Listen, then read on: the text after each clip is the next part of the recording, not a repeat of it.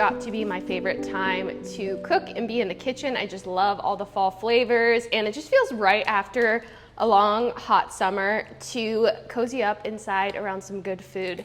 So I'm gonna be sharing some fall-inspired recipes this week, mostly dinners that I'm gonna be feeding my family. Tonight, I am gonna be making a chicken and wild rice soup. I'm going to be taking a recipe and just kind of making it my own. That's how I typically cook. I'm not one to super strictly follow recipes. This recipe calls for chicken breasts, and I almost never buy chicken breasts or chicken thighs. I almost always buy a whole chicken so that I have the bones to make bone broth, but also it just is cheaper to buy the whole chicken. So that's what I typically do. I'm gonna start by just throwing some seasoning on here. I'm doing, what is this? It's just a herb and garlic blend and salt and pepper, and throwing it in the oven to cook at 400 for probably like an hour or so until the internal temperature reaches 165.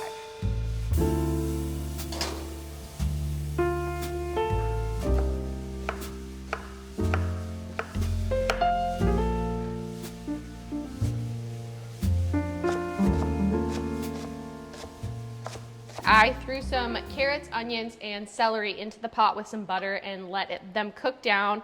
Then once they were soft, I threw in some chicken broth that I made earlier this week from some bones of a whole chicken that I used for something else. And then I threw in some wild rice, and I'm about to put in all the seasoning. I definitely don't measure when I'm cooking. I just measure with my heart. So we're gonna just throw some seasoning in here really quick. It's actually nap time right now, and that's something that I love about soup. I can make it earlier in the day and then just reheat it when it's dinner time, and it reheats really well and everybody loves it. I have 4 under 4 right now and a teenager. So I'm not trying to spend a lot of time in the kitchen. I'm trying to get in and get out, and I love recipes where I can start on it earlier in the day and then stop and go as I need and come back to it, and there's just no pressure with it. If I have to cook something where I have to be in the kitchen for an hour at a time straight, it's just probably not gonna happen. It's not a recipe I'm gonna make again. So I try to find recipes that are pretty simple and quick. Most of the recipes that I'm sharing in this video are that. So if you're a busy mom like me, these are gonna be some great recipes for you to make for your family. Once the chicken was all the way cooked and had cooled, I cubed it up and added it in with the rest of the soup. Then I added lemon. The recipe called for half and half, but we didn't have half and half, so we just used milk. And then I served it with some fresh sourdough einkorn bread, and everybody loved this one. This morning I am gonna make sourdough pumpkin muffins. I feel like it would be wrong for me to make a fall-inspired recipe video and not include something that has pumpkin in it. We eat these muffins year-round. I don't think it's fair to be limited to eating only pumpkin things during the fall season. So this is one of our favorite pumpkin recipes. So I'm gonna start by milling some fresh einkorn. I do it sometimes with einkorn and sometimes with all-purpose. It's really just the mood I'm in, but I really like this recipe with fresh built einkorn because it makes it a little heartier. So I'm gonna start by milling a bunch of that.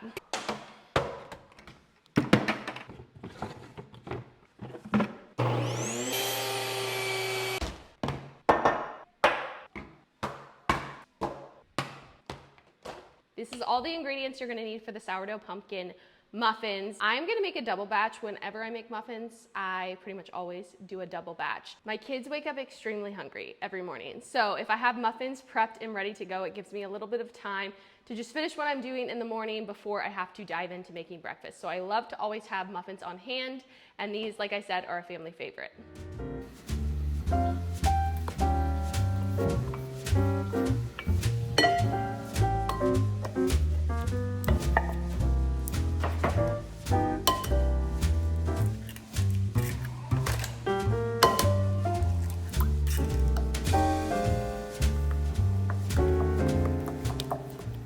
I definitely do not claim to be an expert baker. I'm pretty average at it. I do a lot of baking, but it's not because I'm great at it. My kids eat a lot of baked goods, and I like to eat baked goods, so I make a lot of baked goods. But as you can see, I'm not the type of person that's gonna pull out an extra bowl and mix all the dry ingredients. I'm just gonna throw it on top and hope for the best.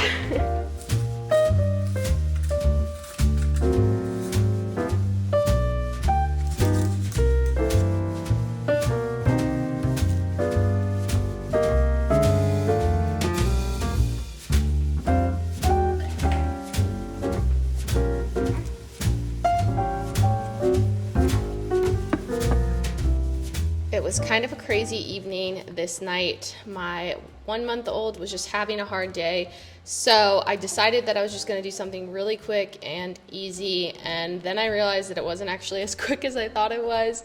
So I am making a sheet pan meal with smashed potatoes, and the smashed potatoes is the part that takes a little bit longer. The sheet pan, super quick. I'm just chopping up some vegetables here. My dad has a huge garden and he gave us a bunch of veggies. I chopped up beets, carrot, and cauliflower. And in my head, I thought my little kids liked beets, but then I realized, I don't know where I came up with that, because none of them ate the beets, but they liked the carrots and the cauliflower.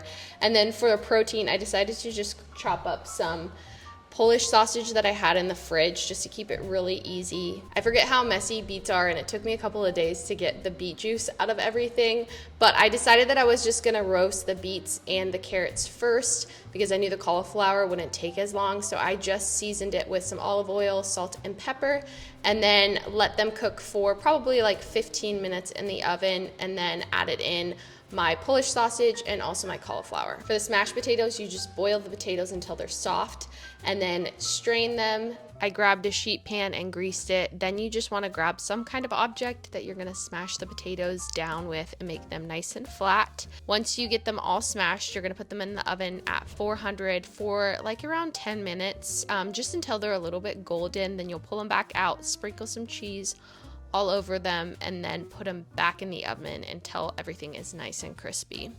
I garnished it with some fresh parsley, and these are always a hit around here.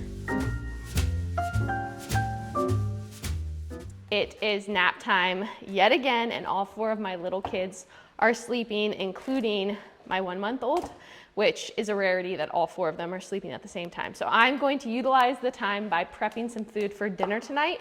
We're doing a really easy dinner tonight. I'm gonna be making grilled salmon with a harvest salad. Salmon to me just screams fall because we live in Alaska and the salmon run right before fall. So we have a ton of salmon right now. So I figured that would be the protein that I use whenever I'm building a meal. I always try to start with the protein. We eat a lot of meat around here, and if I don't have some type of hearty dish for my family, they normally are hungry within a few hours after eating dinner. So to avoid having to make 2 dinners, I have to make sure that I have a good source of protein for everybody to keep them full. I just peeled a butternut squash. You could probably use like acorn squash or really any squash for the salad, but I love the flavor of butternut squash. I'm gonna cube it up and then throw it in the oven with some olive oil, salt, and pepper at 400 for like 20 to 30 minutes until it's soft. And then once dinner time rolls around, all I'll have to do is just throw all the ingredients for the salad into a bowl, make a quick salad dressing, and cook my salmon. I also might make some roasted potatoes on the side because my little kids don't love salad. I probably will end up doing that just to have one more thing on their plates.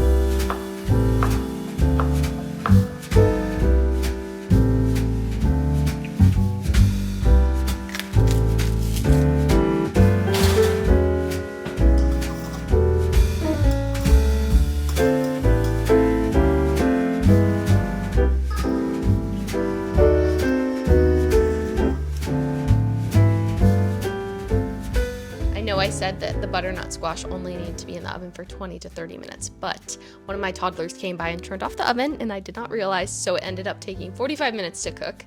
So once that was done, I made a quick salad dressing. This is a recipe from my friend Chase. I'll link her blog down below, and also just put the recipe down in the description. I let my husband handle cooking the salmon. Sometimes I do it in the oven, but my favorite way to eat it is grilled on our Blackstone. My husband just does olive oil, salt, and pepper, and it is so hard to beat.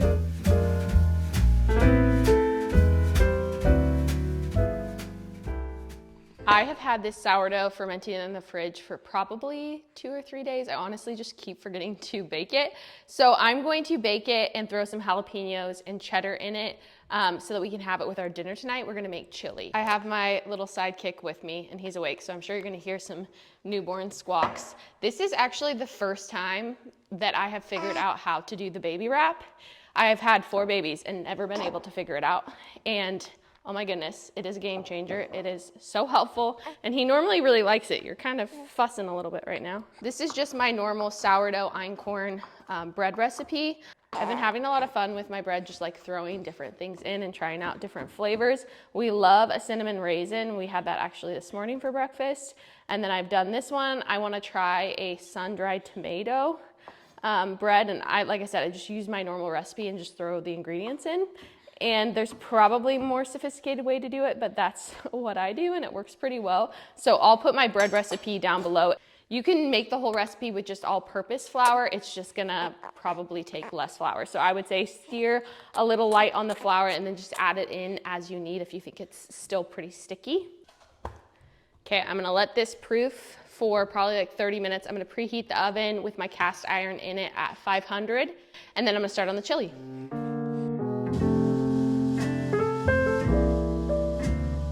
I don't follow a recipe when it comes to chili. I normally just throw whatever I have and whatever sounds good into a pot. And today I had a bunch of tomatoes, a couple peppers, and a zucchini I needed to use up that my dad gave me from his garden. Soup is a really great way if you have little ones that aren't excited about eating veggies to sneak in those veggies and use them up. Then I added in some seasoning. I did chili powder, cumin, garlic powder, paprika, and a little bit of oregano, and then I added in my beans and just let everything cook down for a bit.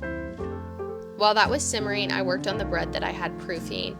Once I get it on the parchment paper, I will put it back in the oven at 450 with the lid on for 30 minutes, and then after the 30 minutes, I'll take it out, take the lid off, drop the temperature to 400, and cook it for another 15 minutes. We're getting ready to sit down and eat, but I want to cut into this bread for you guys. It smells so good. I've made this once before with what I thought was jalapenos, and they were actually banana peppers, so it was not spicy at all. So I'm not sure if the kids will be able to handle the heat. If not, I'll just give them chips to have with their chili. Some butter on it. Let's try it.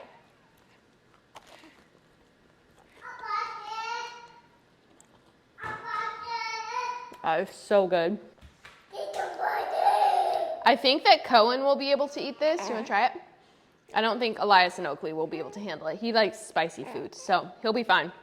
The other ones, I'll just give them chips. But I'm going to dish them up because I have some hungry little people. Thank you guys for spending the week with me. I hope everyone is having a good start to the fall season, and I will see you in the next video. Bye. Did you say bye? You want to come say bye? Say bye. Bye.